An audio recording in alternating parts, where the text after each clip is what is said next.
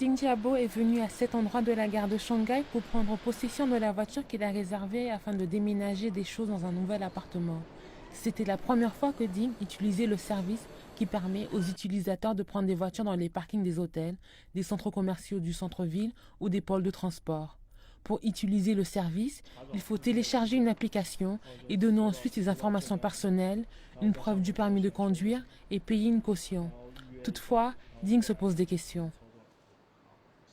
Le processus d'enregistrement est simple et la caution est de 1000 yuan. Mais je suis inquiet car si le précédent utilisateur avait des dégâts sur la voiture et qu'il ne l'a pas indiqué, cela pourrait retomber sur moi. Et je devrais donc prendre la responsabilité pour cet utilisateur. Ce serait difficile à expliquer.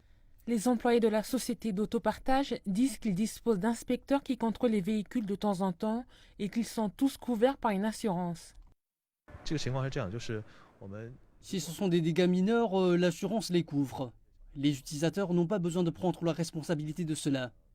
Toutefois, si c'est un accident de voiture et qu'il y a des blessés, alors nous appelons la police pour qu'elle s'en occupe. Il y a 5 sociétés de partage de voitures actuellement à Shanghai et EVCard possède près de 90% de ce genre de voitures, soit environ 50 000. Louer une voiture de cette compagnie coûte 30 yuan l'heure, bien plus cher que d'appeler un taxi. J'ai commencé à utiliser ce service en juillet dernier. Comme je vis dans le district Songjiang en banlieue, c'est vraiment pratique et pas cher. La plupart de nos utilisateurs sont des employés qui vivent loin de la ville. Chaque voiture peut rouler environ 100 km. Le processus de vérification est très strict.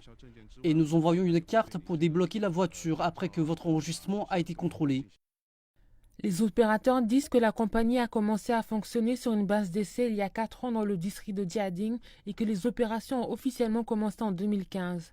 Au début de l'année dernière, Shanghai ne disposait que de 500 places pour garer ou prendre les voitures, mais ce chiffre est passé à 2500 avec 380 000 utilisateurs. Notre taux de réservation a atteint un nouveau record il y a 2 jours. Nous avions 20 000 réservations sur une journée. Chaque voiture a été utilisée 4 fois par jour en moyenne. Nous n'aurions jamais pensé atteindre ce chiffre avant.